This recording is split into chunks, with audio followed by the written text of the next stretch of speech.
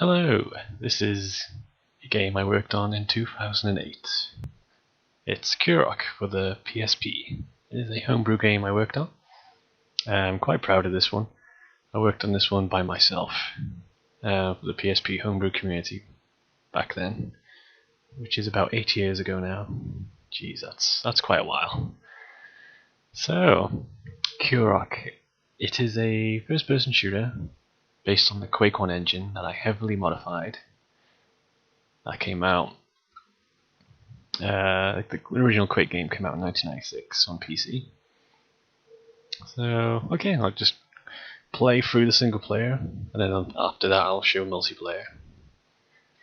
I'm playing this on PSPP emulator, PPSS emulator, because it's just easier to capture the footage. But I've made the settings as accurate as I can to the original PSP in terms of graphics, resolution, and so on. No graphical enhancements going on here. Okay, so I do have multiplayer. I do have co-op, which is just how it was in Quake 1. Up to 4 players can take part in the single player campaign, although it wasn't really designed for that. Here is some help pages which I didn't really finish, only did 2 pages. Just gives you a quick overview of the story of the game, which is very simple and cheesy. Alright then, let's begin. New game. Right, so the first level is based on the first level on Turok 1 on the N64, which also recently got re-released on PC, which is amazing, the remaster. You have to go and get it if you're a classic first-person shooter fan. If you like Doom, if you like GoldenEye, if you like those kind of games, go get that Turok remaster on PC, it's great. Okay, so the maps, I create all the maps, I create all the characters, I create all the models, and weapons, and animations that you see in Kurok. So this is one of the secret areas, which is also the same similar underwater cave setup as what's in Turok 1. And even the same reward at the end of the tunnel, if anyone can remember what you get. So there's a few features that I put into the engine, which Quake 1 doesn't usually come with. Oh yeah, I'll just quickly show you some arrow physics, is remembered. So there is, as you can see, depending on how long you hold the trigger button, that changes the velocity of the arrow. And if it's not strong enough, it won't go through the ground, but if you pull hard enough, it will, stick into things, which is cool. I was quite proud of that. Okay, so we got the Desert Eagle. This gun, I did try to balance the weapons as good as I could, but this one's a bit too powerful. As you might see in multiplayer later on. Oh yeah, some graphical glitches with this skybox, which I put in the engine. I'm quite proud of how I implemented that feature. Okay, so the first enemy, boom. Yeah, too easy. The default difficulty is normal, but this is an area where you can choose a difficulty setting. Oh yeah, that Q there, that's the game was originally going to be called Kurok with a Q, but I changed it later on. So that's how you can change the difficulty. I thought that was quite interesting. Just shoot the buttons. Alright, there was going to be an extra area on that right side of the other cube, but I didn't finish. That was for another episode. It's okay. So yeah, that explains the difficulty settings. But the 3 buttons on the front. But there's an extra one round the back. If you shoot that, that puts on insane or nightmare difficulty if you're coming from Doom or Quake. Let's just play on normal for now though. I do have some voiceovers in the game, some little cheesy one-liners reminiscent of the style of Duke Nukem, although I didn't quite pull them off as well. So there's dinosaurs, like Turok. Oh gosh, yeah, this gun is too good.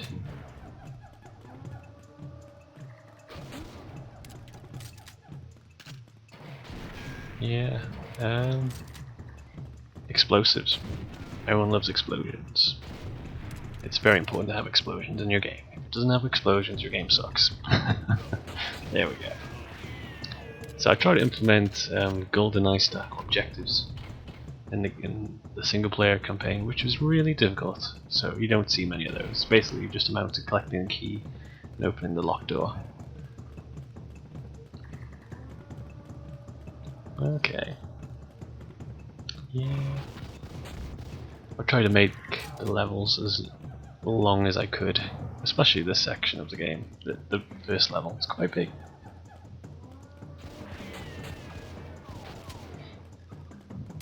Yeah, the AI isn't the best. My apologies on that. This runs pretty well on the PSP. It runs about 40 to 60 frames per second, depending on what's on the screen, which levels you're playing on, and so on. So I was quite happy about that. Very tight, responsive controls. Although the PSP only had one analog stick, the control scheme that I set up was very similar to the single analog stick scheme from the original Turok on the N64, and also Quake 3 on the Dreamcast, if anyone's familiar with that. Also Half-Life, if anyone's played the unreleased version of the Dreamcast for that. That was good. That was a good game. Impressive they managed to fit that on the Dreamcast. But even more so for Quake 3. Anywho, oh gosh, I just realised I'm low on health. So I'll just show you the arrow again. Yeah, that's very powerful. One shot kill, unless you don't pull back all the way. Then it's only going to do minor damage. But unlimited ammo compared to the pistol. But I've made sure that ammo is plentiful in this game.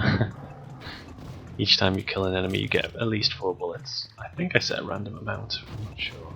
Can't remember. No, it's just 4 bullets each time.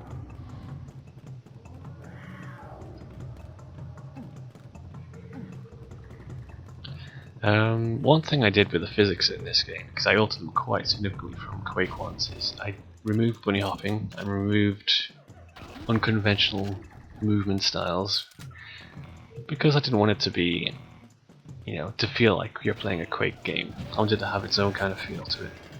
Like if you notice with the head bobbing, the way the gun sways, I try to mimic GoldenEye on the N64 as much as I could, which is very, very well animated.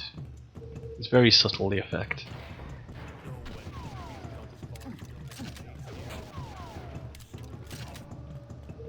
So we're getting down into the underground levels, which will now be, you should see an inspiration for some from GoldenEye levels, if anyone's familiar with that.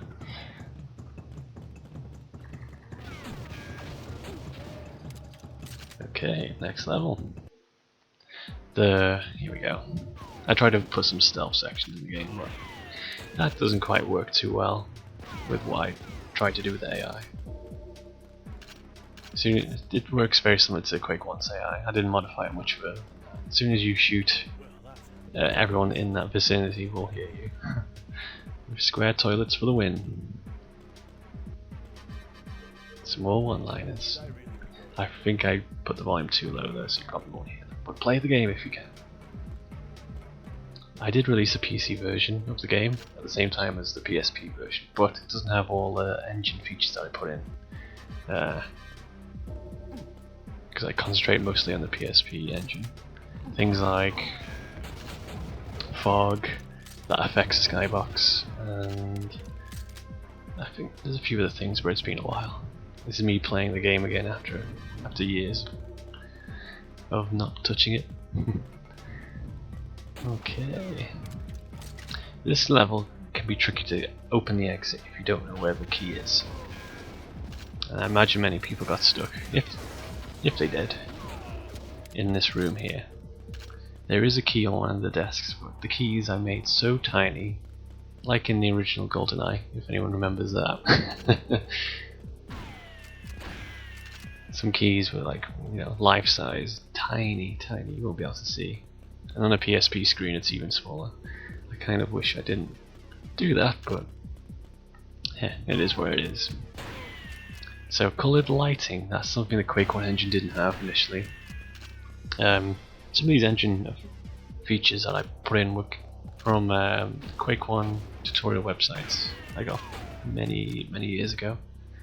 It came in handy. I managed to port them to the PSP engine, which is quite fun, quite a good challenge, especially with the memory limitations of the console. I had to do some limitations of the map sizes it could do. Quite proud of it though, what I achieved.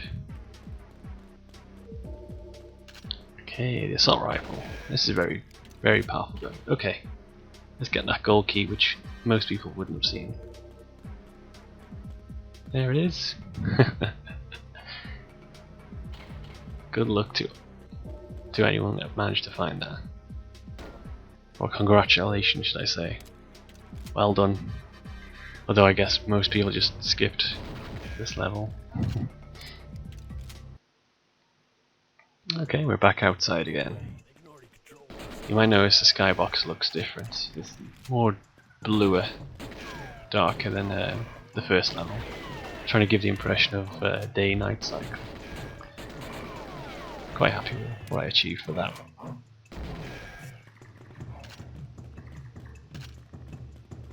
But the skybox is the same skybox from the first level. The only difference is the light, the colour of it. I did some interesting techniques for that. Based on the sky colour, the fog colour, it will change the colour of the skybox. And depending how thick the fog is, it'll make the skybox more opaque or more translucent. I think that worked quite well. It was a good way to save memory, because those skybox images can take quite a lot of memory. I did release a expanded memory version, or should I say a 64 MB version of the e-boot for the PSP, for the PSP Slim and the PSP Go and the PSP 3000 series, because they had 64 MB of RAM. So the advantage with that version was higher resolution skyboxes, and it could load larger levels, but I didn't make larger levels for the because I wanted to keep it backwards compatible with the PSP Fat or PSP 1000 series, which is also the only way you can play it on the Vita as well. If you've homebrewed your Vita, you have to play the 32 MB version of Cur Rock for it to work. This is me going to town with the coloured lighting effects in the fog. I will mention, I forgot to mention, the texture palette is the same texture palette for everything in the game. It's the same 256 colours. And it's the same palette as Quake's palette as well, believe it. But I can get so many different colours just from making sure I use different fog colours and lighting effects. And also the... whoops, oh yeah, I died. Whoops. But yeah, coloured and light maps can help significantly to increase the colour range of a level. Yeah, platforming segments which I took from Turok 1, inspiration wise anyway. This isn't a direct copy of Turok 1's platform. None of the levels are really, except this first segment in the first level. That's about it. And yes, enemies throw grenades, and especially on the harder difficulty settings, they're much more accurate. In fact, if you stand still and they throw a grenade, they will hit you on the head, and you will die instantly. Alright, let's see if I can do the platforming properly this time. Here we go. Yep, I'm playing this on a controller just so it's how it would feel and look the same as on the PSP.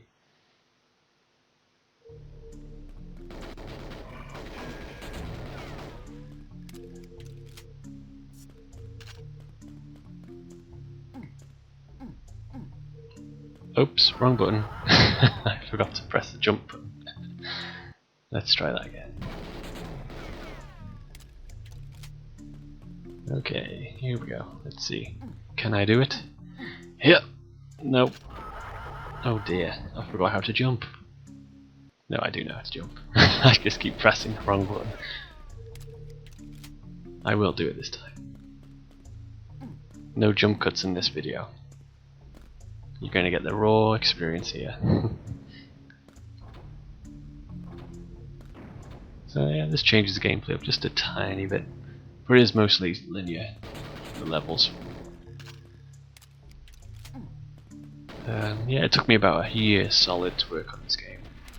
On the engine, on being able to get all the engine features I wanted in, make sure they worked, make sure they didn't crash the game. Then I did all the art, did all the maps. The maps took quite a while because I had to chop them up into bits and make sure I wasn't going to make them too big so light maps won't work, and so maps actually load. Whoops, that dinosaur went for a bath. Very hot one.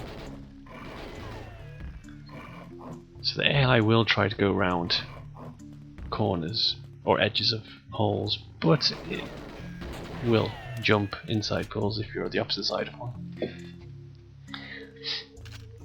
Alright, next level. Oh wait, yeah, this side. This is all one level. Right, so there's probably not many players that found this secret, but this lift just keeps going past this floor. But if you hop off, oops, you'll find extra ammo, you'll find an Uzi, and more soldiers after you. Well, that was taken care of. So here we go, the Uzi. So the gun balance I'm pretty happy with. I tried to copy GoldenEye's damage values for the guns as much as I could, because I love that game. It's just so well balanced. I remember playing multiplayer so much with that game. You know, back in the day, split screen. The golden era of really early low frame rate first-person shooters on consoles.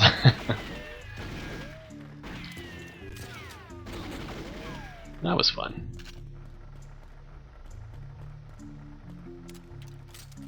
My apologies if you see a repetition in textures I've used. I didn't get to make many. But this is one level that I'm really proud of.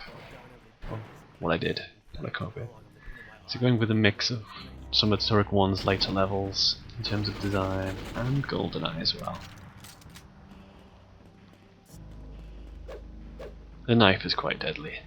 It's one or two hit kill depending on how high on the hitbox of the enemy you hit. The higher you hit close to the head, the more damage you do.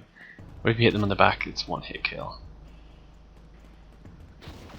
But generally it's safe to do medium to long distance shooting. Oh yeah, I'm quite happy with the metallic and reflection effects I put into the game, which is actually quite a easy thing.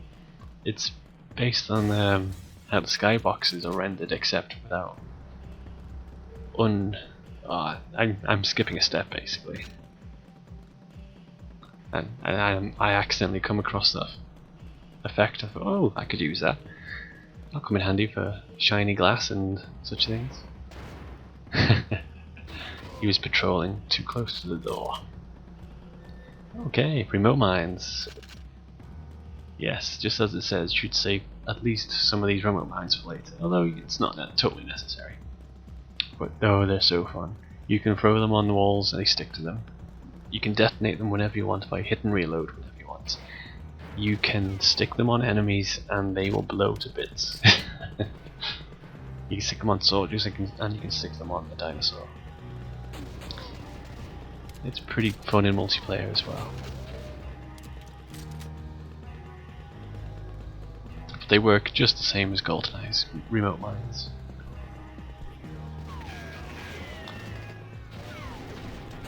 You might recognize some of the sound effects in the game.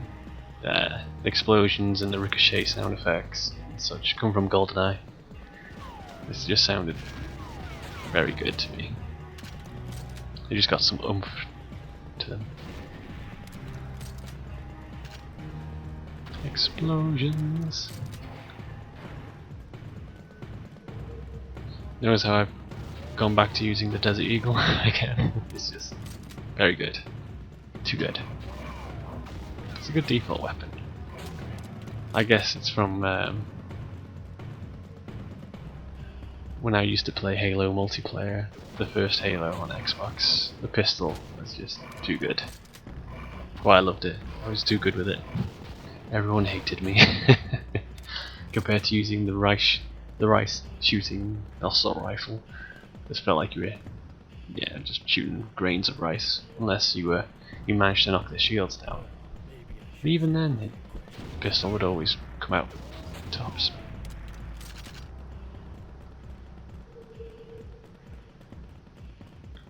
Yeah, the single player lasts about a good half an hour, maybe 20 minutes, if you know where you're going, what you're doing.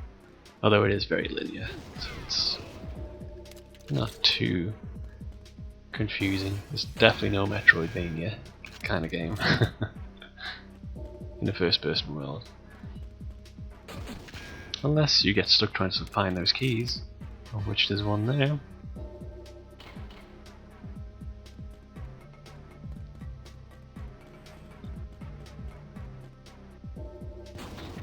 Yeah, this area is very similar to the facility level in Goldeneye. It was a lot of fun making this map.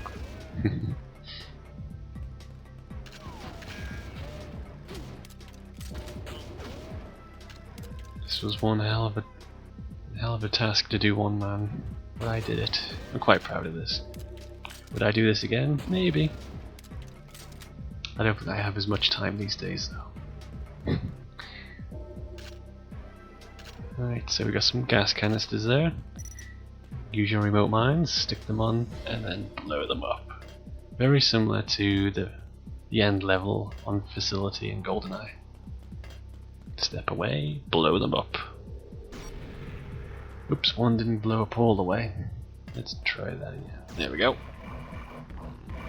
Oh yeah, dinosaurs. I forgot they get released as soon as you blow up the gas canisters.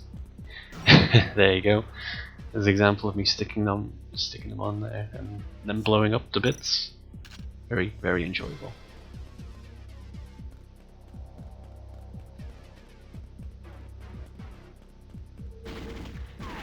They're there to be blown up, to be shot at. Shoot anything that moves and anything that doesn't move. Yeah, good old Doom.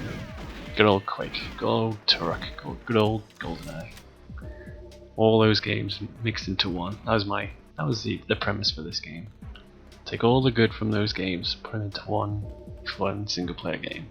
And multiplayer as well. I worked on the multiplayer probably just as much as I did the single player.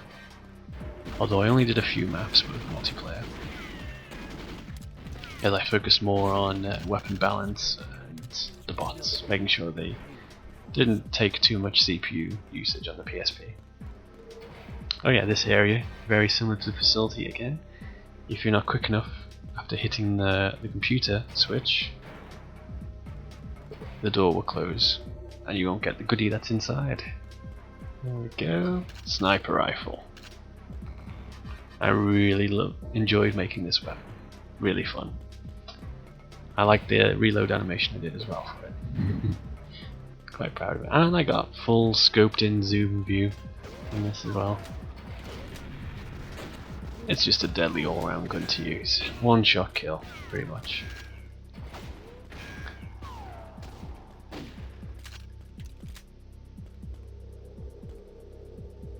But you have to reload after every shot.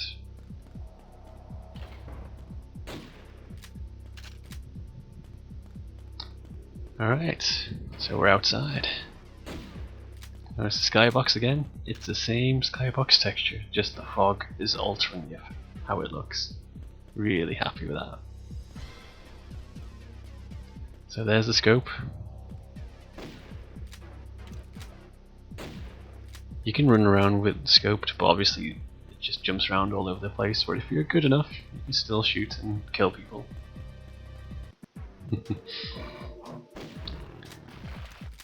Right, let's there we go. I think this is pretty much the only instance you'll really need to use a sniper rifle. Unless you're playing on Nightmare difficulty, or Insane, where the enemies are constantly throwing grenades at you, and you have no choice but to hang back and snipe them from afar.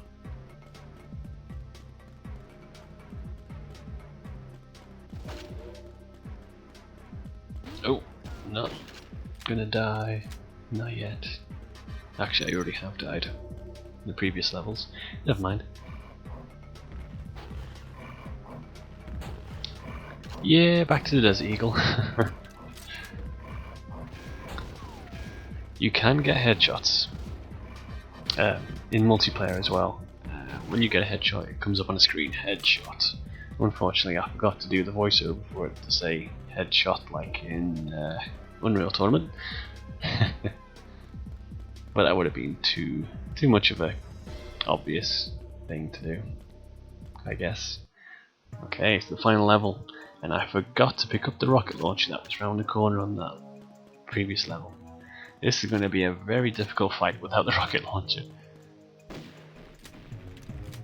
And yeah, the helicopter bleeds. And I only have one shot left on my sniper rifle. Oh dear. I think I'm going to die. I can't go back to get my rocket launcher either. I'm just going to have to tough this one out. Yeah, this is the final boss in this episode. I was going to split the game up into episodes, and this was the first finished released episode. Oh, there we go. Alright, different plan. Run, run, run. Get those rockets and I can show you something cool. So even if you don't have a rocket launcher, you can still pick up rockets and you can still do something with those rockets. Or missiles, should I say, as that's what a pop-up method is calling them. So get your bow and arrow, hit reload, and it changes the secondary function to shoot explosive arrows. There we go. So it's pretty much a rocket launcher. Except you do have a charge up time. I don't think they're as powerful as a rocket launcher. I'll show you the rocket launcher in multiplayer though. If I can remember. This could be a while. This AI is stuck on the cliff edge. Perfect. I can't exit this level until I kill the chopper. The doors behind me are basically locked. But when that dies, oops, it opens the door. Trying to get its attention to come back towards me so it's easy to kill. Come on, come on, that's it. A bit more. I have no idea how well this is working, but yeah, that's the door there. 6 rockets left. I have a feeling I'm gonna have to finish it off with some bullets. Come on, nearly there. Come on. I'm glad it's keeping its distance right up even in speed. Oh, I'm just shooting regular arrows now. That's no good. Okay. Yeah, it's gonna have to be this. Die. Please die.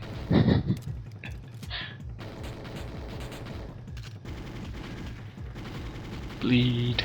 Bleed. Bleed for me. Oh, when did I pick up more ammo for this? That's good. Yes, yes, yes. Nearly there. Oh, that would have been a nice way to kill it. The last bullet. There we go. Awesome. Right, so that is the entirety of the single player that I managed to complete for Kurok.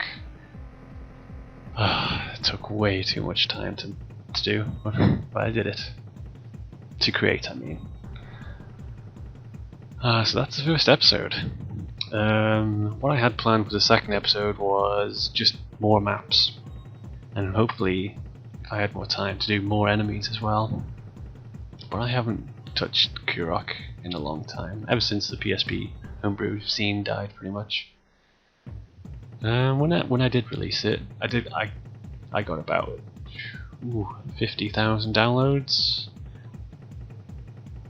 The last time I checked, which was in 2009, so I don't know how many I've got since, but it can't be much more. The PSP homebrew scene was huge back then. It was really good. I was right there at the launch of the PSP when it first got hacked. It was amazing to see Super Nintendo emulators work on it. To play Super Mario World on the go was amazing. Right, so let's play some multiplayer. With bots. The more bots you add, the more the game lags. So I'll only add like a few bots to begin with. You can play the entirety of Deathmatch multiplayer in single player maps. I did make sure that all the maps worked correctly in multiplayer. It was good. Like, I added extra weapons on the maps that only appear in multiplayer. There's co-op, that's how you choose co-op. Very, very cool. Very fun. I never did actually get to play co-op with anyone, unfortunately, but I'm sure it works. With the testing I did, it did anyway. With my two PSPs. My PSP Fat and my PSP Slim. So I made a couple of maps.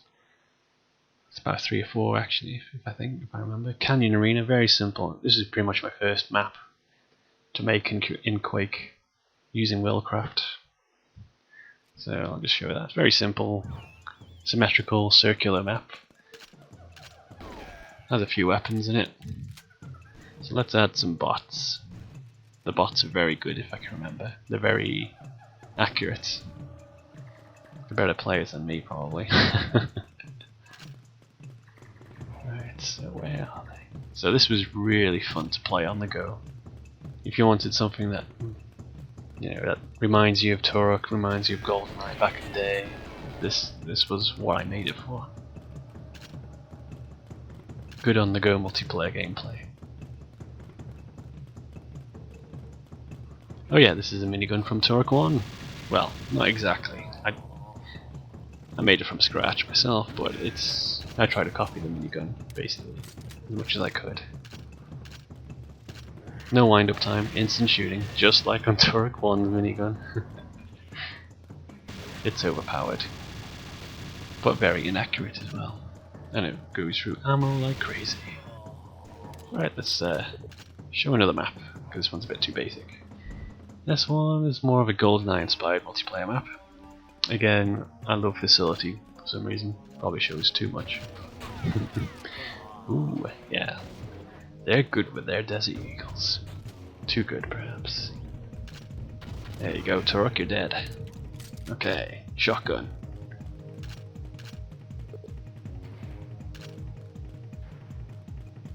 AK. I forgot what this one was called, the one I based it on. AK-44? I can't remember. Oh yeah, the bots chat. They send chat messages. I can't remember which bots, which implementation of bots I used. I can't remember. But it's all in QC, Quake C programming language. And I just optimized the heck out of it to make sure it can run on the PSP. So when I initially ported it into this game, I put one bot in, it killed the frame rate. You can add up to 8 bots though with the optimizations that I did. But even then, the frame rate still drops to about 30 or so frames per second, which is still playable, but you can tell the controls start to get sluggish. Oh, I'm really happy with this map. The texture pack that comes with Worldcraft included a Egyptian theme. So I thought, oh, this will be fun to do. And this is probably my best map. Yeah, I really like how it turned out. Ooh, that was close. 50 health. Will I survive the next encounter? Probably not. They spot me before I spot them most of the time. Here we go. Let's see. Oops, yep. Oops, oh, that's not good. Spawn killing.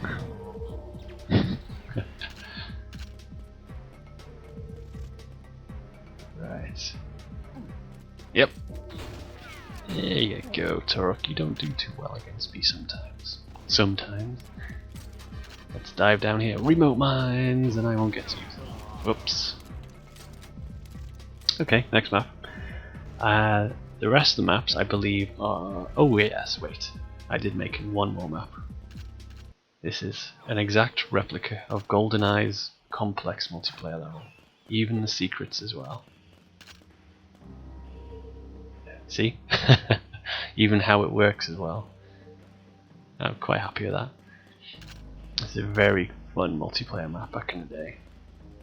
And the bots quite well. They can work quite well in it. Quite happy how this turned out. They even stopped to chat and complain about lag.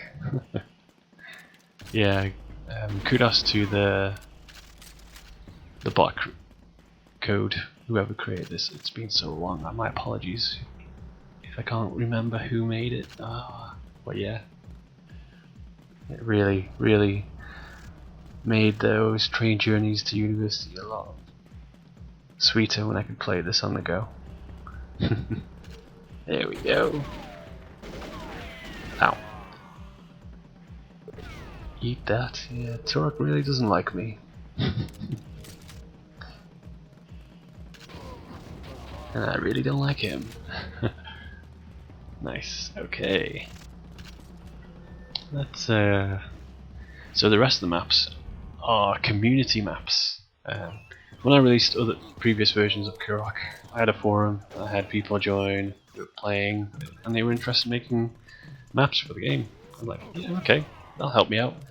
So they helped me make some multiplayer maps, and I put them in the newest release. Oh, and the game's just crashed. Never mind. That's the emulator's fault. Or it's probably my game. Who knows? So, yeah. That was going on far too long anyway. 36 minutes. Oh my goodness. 37. But yeah, that's Cur Rock on the PSP. If you still have a PSP, please get it. Please play it. Please enjoy it. I put my heart and soul into it. And yeah, I'm proud of it. Okay, so that's that. I'll do more videos like this of other projects I've worked on in the past, like ZQ2 Lite and some other unreleased ones. Ooh. If you like what you've seen, let me know in the comments below. Tell me what you think.